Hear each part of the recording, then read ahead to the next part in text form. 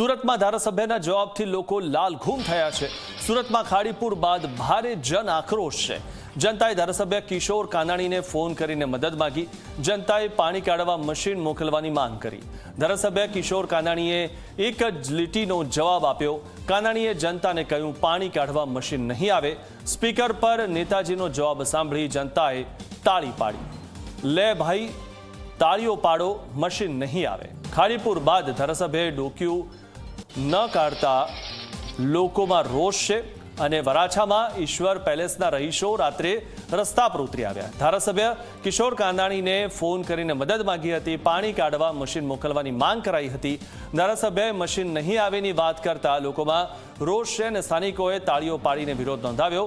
લો ભાઈ, તાળીઓ પાડો, હવે મશીન તો નહીં આવે તેવા નારા પણ લગાવ્યા। પાણી નિકાલની સમસ્યા દૂર ન થતા લોકોમાં ભારે નારાજગી છે અને પૂર પ્રભાવિત લોકોનો સાથ છોડ્યો ધારાસભ્યએ તે બાબતે પણ હવે સવાલ થઈ રહ્યો છે। તો ખોબલે ખોબલે મત આપેલા લોકોને શું ધારાસભ્ય ભૂલી ગયા?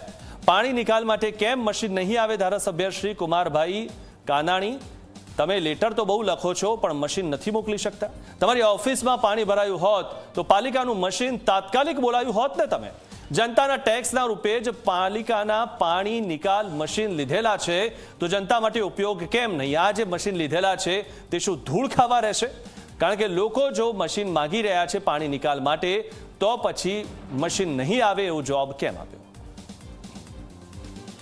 તમે પાણી કઢાવો તો અમે કામ કરીએ। હવે અહીંથી 18 સોસાયટીનો પાવર જાય છે।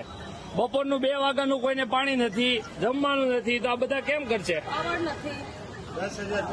પાવર નથી। 18 સોસાયટીના એક મિનિમમ 11 થી 10 થી 11,000 વોટિંગ છે ને એમાંથી તમને 8,000 વોટિંગ તમારામાં પડ્યું હશે સાહેબ।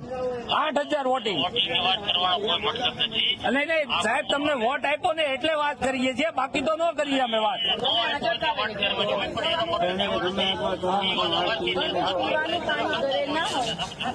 હવે પ્રયત્ન નહીં સાહેબ, એમ છે આને કોલ કરીએ તો કે પેલા કરો, પેલા કરીએ તો આને કરો, ઝોન ઓફિસમાં કોલ કરીએ તો કે અમારા પાસે મશીન છે પણ ફસાઈ ગયા છે, તો એ ફસાયેલા મશીન આપણે તો કઈ પબ્લિક તો કાઢવા જવા નથી। એને હવે એકવાર નહીં સાહેબ, તમે વોટ માંગો, એકવાર આવો છો તો તમે તમારા એરિયામાં એકવાર વિઝિટ તો કરો કે આ લોકોને શું પ્રોબ્લેમ છે। અરે પ્રોબ્લેમ નહીં, ક્યાં મારા ભાઈ તમે વાત કરો છો? શું કહો છો? શું કહો છો સાહેબ? પાવર નથી નહીં સાહેબ, અહીંયા ઉપર હોસ્પિટલ છે, 4 થી 5 પ્રેગ્નન્સીના પેશન્ટ છે, 7 થી 8 હાર્ટના પેશન્ટ છે આમાં। એટલે નહીં સાહેબ, આ તો અમે તમને વોટ આપીએ ને એટલે તમને કોલ કરીએ છીએ। તમે અમારા ધારાસભ્ય છો, MLA છો, તમે આ રીતથી જવાબ આપી શકો અમને?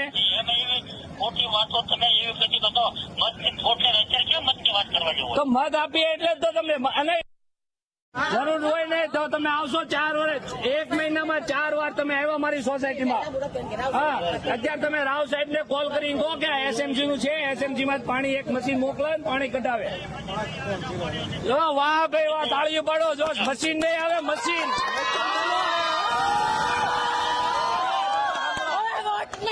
હા, આ તમારા વોટ નો છે ને, તમે દુરુપયોગ કર્યો છે આટલા જણા। હાલો તમે પાણી હશે વધુ માહિતી મેળવી અમારા સંવાદદાતા ચેતન પાસેથી। ચેતન, એમ તો કુમાર કાનાણી દિવસે ને દિવસે સરકારને ઘણા બધા લેટર લખતા હોય છે પરંતુ તેઓ એક મશીન નથી મોકલી શકતા, આ કેવી બાબત છે?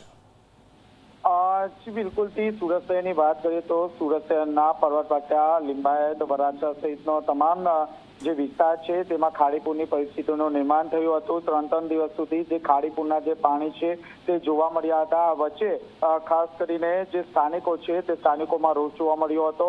વરાછા રોડ હીરાબાગ સર્કલ નજીક આવેલી ઈશ્વર પેલેસના જે રહીશો છે તેમના દ્વારા સુરત મહાનગરપાલિકાના જે અધિકારીઓ છે, જે ઝોનલ ઓફિસર છે, તેમને ફોન કરવામાં આવ્યો હતો પરંતુ કોઈ પણ અધિકારી કે તંત્ર દ્વારા જે પાણીનો જે પંપ છે તે પંપ ખેંચવાનો જે મશીન છે તે મોકલવામાં આવ્યું ન હતું। ત્યારબાદ જે રહીશો છે તે રહીશો દ્વારા સ્થાનિક ધારાસભ્ય કુમારભાઈ કાનાણીને ટેલિફોનિક વાતચીત કરી હતી, જેમાં જણાવ્યું હતું કે સાહેબ અહીં પાણી ભરાઈ ગયું છે અને 6 થી 7 જેટલી જે મહિલાઓ છે તે પ્રેગ્નન્ટ છે અને હોસ્પિટલમાં ફસાય છે, પરંતુ ક્યાંક ને ક્યાંક જે ધારાસભ્ય કુમારભાઈ કાનાણી દ્વારા એવો જવાબ આપવામાં આવ્યો હતો કે મશીન હાલમાં નહીં મળે કારણ કે અન્ય જગ્યા વ્યસ્ત છે. આ ઉપરાંત જે સ્થાનિક વિસ્તાર છે તેમાં પાવર ન હોવાના કારણે મશીન કઈ રીતે ચલાવી શકાય તે એક પ્રશ્ન કુમારભાઈ દ્વારા ઉભો કરવામાં આવ્યો હતો. આ વાત સાંભળતા જ સ્થાનિક જે ટોળું છે તે બૂમાબૂમ કરી દેવામાં આવ્યું હતું અને તાળીઓ પાડીને વિરોધ પ્રદર્શન કરવામાં આવ્યું હતું, કારણ કે કુમારભાઈ દ્વારા જે રીતે મશીન આપવાની ના પાડી હતી ત્યારબાદ લોકોમાં રોષ જોવા મળ્યો હતો.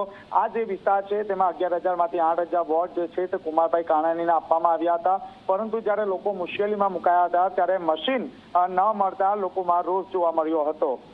જી ચેતન, સૌથી મહત્વની વાત એ છે કે અહીંના લોકો આટલા પાણીમાં છે, તેઓ સામેથી મશીન માગી રહ્યા છે, તેમને નથી મળી રહ્યું અને હવે જ્યારે સુરતમાં વરસાદ તો થંભી ગયો છે તો લોકો શું હજુ પણ પાણીમાં રહેવા માટે મજબૂર થઈ કે પડ્યા છે? જી મિથુન, ખાસ કરીને આ જે વિડીયો છે તે એક દિવસ પહેલાનો છે, એટલે કે જ્યારે જે તે વિસ્તારમાં પાણી ભરાયા હતા તે દરમિયાન જે કુમારભાઈ કાનાણી છે તેને ટેલિફોનિક સંપર્ક કરવાનો પ્રયાસ કરવામાં આવ્યો હતો. શરૂઆતના સમયે સુરત મહાનગરપાલિકા પાસે ફક્ત 56 જેટલા જ જે પાણીના જે પંપ છે જે છે તે સવલતમાં હતા, જે પણ અન્ય જે વિસ્તારો છે ત્યાં ખસેડવામાં આવ્યા હતા. આ ઉપરાંત જે મશીન છે તે મશીન પાવર ઉપર ચાલતું હોય છે. જે તે વિસ્તારમાં જ્યારે પાણી ભરાયા હતા ત્યારે પાવર કટ હતો, જેને કારણે આ મશીન કઈ રીતે ચલાવાય તે એક સવાલ હતો. તેમ છતાં જે ઝોનલ ઓફિસર છે તે ઝોનલ ઓફિસર દ્વારા મશીન તો હતું, પરંતુ આ મશીન ત્યાંથી નીકળે તેવી પરિસ્થિતિમાં ન હતું તેવો જવાબ આપવામાં આવ્યો હતો.